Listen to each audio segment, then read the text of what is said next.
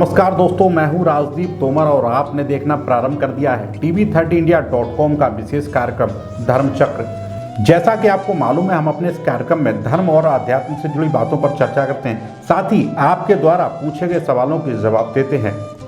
तो जैसा कि पिछले एपिसोड में हमारे पास हमारे दर्शक हैं कानपुर से श्यामू सिंह, उनका सवाल आया था कि पितृपक्ष क्या होता है और उसके विषय में जानकारी चाहने के लिए, तो हम उस पूरे विषय पर हम आपके बीच में जानकारी रखेंगे। हमारे साथ मौजूद रहेंगे उत्तर भारत के सुप्रसिद्ध आचार्य श्री सीपू जी महाराज जी। महाराज जी, आपका स्वागत है TV30 इंडिया पर। जी भैया। महाराज जी, जैसा कि अभी हर बार हम अपने दर्शकों के जो सवाल हैं वो इस कार्यक्रम में सम्मिलित करते हैं, तो हमारे एक दर्शक हैं कानपुर से हैं श्यामू सिंह, उन्होंने एक सवाल रखा था कि हमारे पास मेल के द्वारा भेजा था जी कि पितृपक्ष क्या है, उसके विषय में जानकारी के लिए। तो हम चाहेंगे कि आप इस पूरे पितृपक्ष के बारे में जो भी जानकारी है वो हमारे दर्शकों तक पहुँचाएँ। जी, देखिए, आश्विन महीने के कृष्ण पक्ष का जो समय है 16 दिन का, इसको हम लोग पितृपक्ष कहते हैं, जिसको महालय भी कहा जाता है। पितृपक्ष की महिमा बहुत बड़ी है हमारे पुराणों में, जिसमें विष्णु पुराण में, मत्स्य पुराण में, स्कंद पुराण में, बहुत सा महाभारत में पितृपक्ष का वर्णन दिया गया है। पितृपक्ष में जो व्यक्ति अपनी सामर्थ्य के अनुसार, शक्ति के अनुसार अपने पितरों के निमित्त जो भी दान करता है, उससे पितृ प्रसन्न होकर उसकी आजीविका, उसकी उन्नति और उसे आशीर्वाद प्रदान करते हैं। जैसा कि पितृपक्ष के बारे में आपने बताया आचार्य जी हम लोगों को कि पितृपक्ष क्या होता है उसके विषय में जी, लेकिन एक हमारे दर्शक हैं योगेश जी जिन्होंने सवाल किया है कि पितृपक्ष में क्या क्या चीज़ें हैं जो हमें करनी चाहिए, क्या क्या चीज़ें हैं जो हमें नहीं करनी चाहिए। जी बिल्कुल, बहुत अच्छा सवाल है।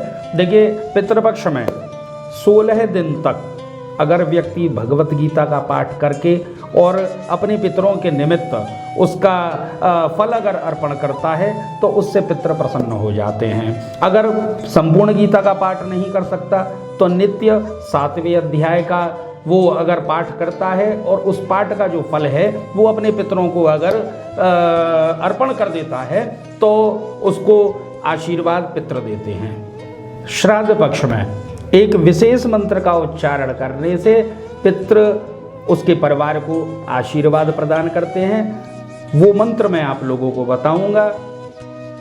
ओम ह्रीं श्रीं क्लीं स्वधा देव्यै स्वाहा। इस मंत्र का अगर व्यक्ति श्राद्ध के प्रारंभ में 3 बार और श्राद्ध के अंत में 3 बार अगर उच्चारण करता है तो उसका संपूर्ण फल पितरों को अर्पण हो जाता है और पितृ उसको आशीर्वाद प्रदान करते हैं।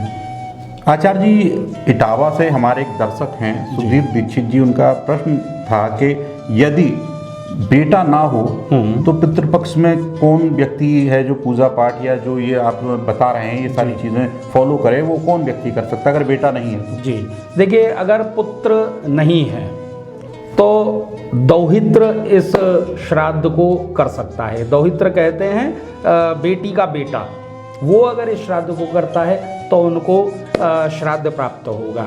अगर मानो दौहित्र भी नहीं है तो फिर पत्नी इस श्राद्ध को कर सकती है, और पत्नी जो श्राद्ध करेगी वो बिना मंत्र के श्राद्ध करेगी, बिना मंत्र के ही ब्राह्मण को भोजन कराएगी, तब उसका जो फल की प्राप्ति है तब उसके फल की प्राप्ति होगी।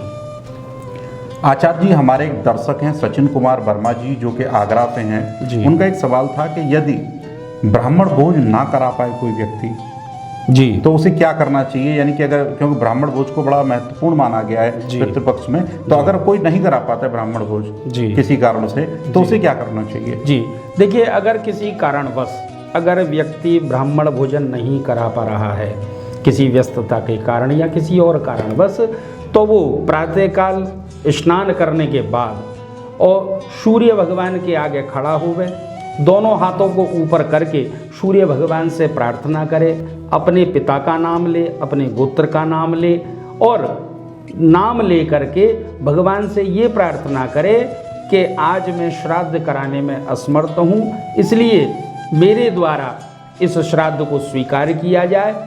ऐसा करने पर पितृ उस श्राद्ध को स्वीकार करते हैं। श्राद्ध पक्ष में 12 अक्षर मंत्र की एक माला प्रत्येक व्यक्ति को नित्य करनी चाहिए और उस माला का जो फल है वो अपने पितरों को अर्पण करना चाहिए। इससे पितृ और भगवान ये दोनों ही प्रसन्न होते हैं। पिता धर्म पिता कर्म पिता ही परमम तपः पितर प्रीतिमापन्नो प्रियंते सर्वदेवता। पितरों का आशीर्वाद हम सभी लोगों को लेना चाहिए। आचार्य जी, कैलकाटा से हमारे एक दर्शक हैं सुनील बगड़िया जी, जिन्होंने सवाल लिख भेजा है जी कि पितृ पक्ष का पितृ दोष से क्या संबंध है।